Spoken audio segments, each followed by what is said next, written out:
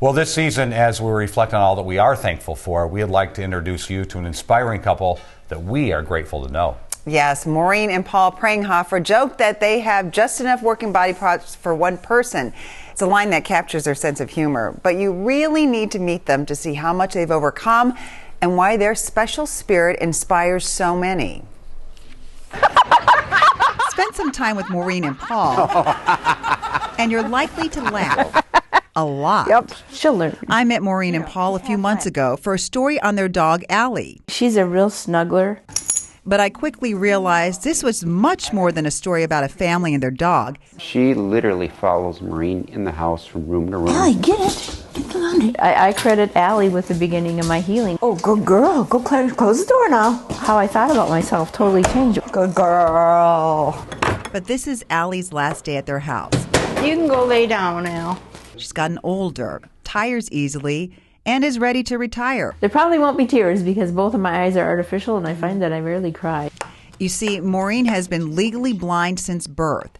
She had limited vision earlier in life, but after she was injured in a traffic accident, even that disappeared. I mean, she's really ready for retirement. And that's why her next service dog is so special. Let's try Find a Door. Maureen and Bentley spent weeks working with a trainer from Can Do Canines. Well, okay. Should we give this a shot? Yeah. The trainer has never trained a dog to guide before. And so she's really excited about the result. Find a door. Right. No.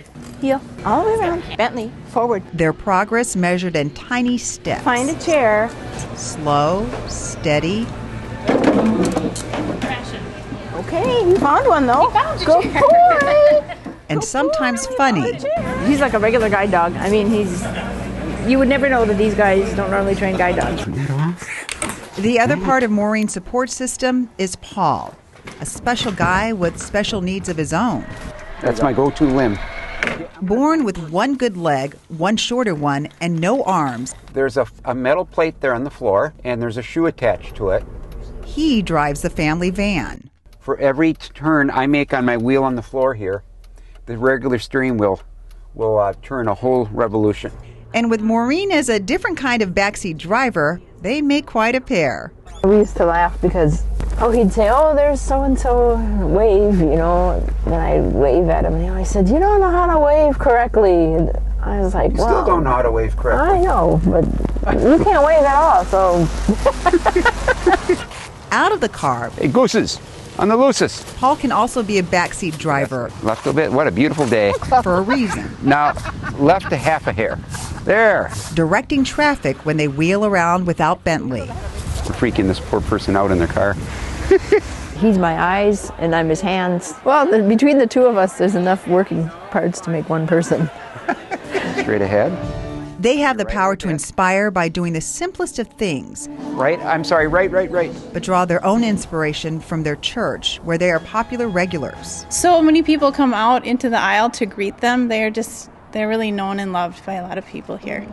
And they both give back. Paul goes on church missions to Haiti, and Maureen writes inspirational music.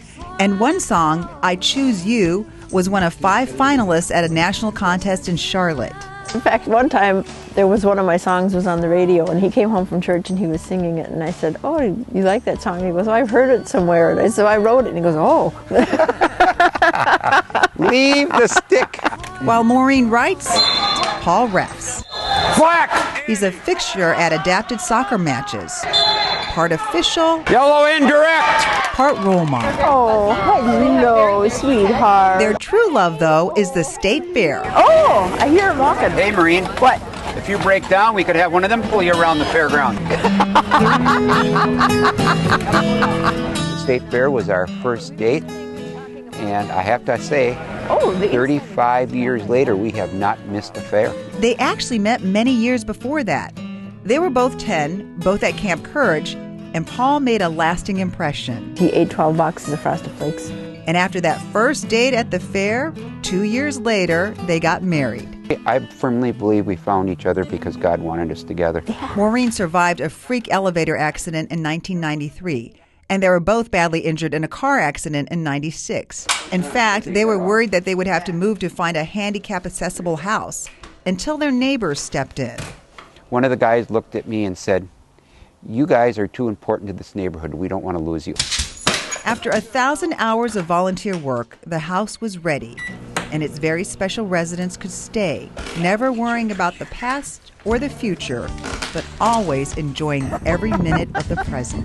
And I try very hard to live that way, because we can't do anything about the future. We don't know what the future is. And I think worrying about the future keeps people from enjoying what they have now.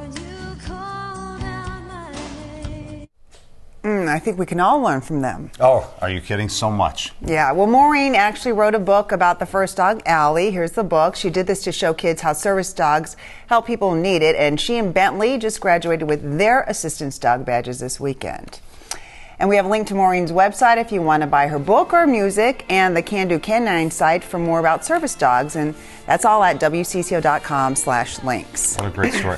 How much did they laugh together? Oh, I know. Is that wonderful? Isn't that just wonderful? I just want to give them a big hug. I love them. Wow, that's wonderful. Oh, what a great story. And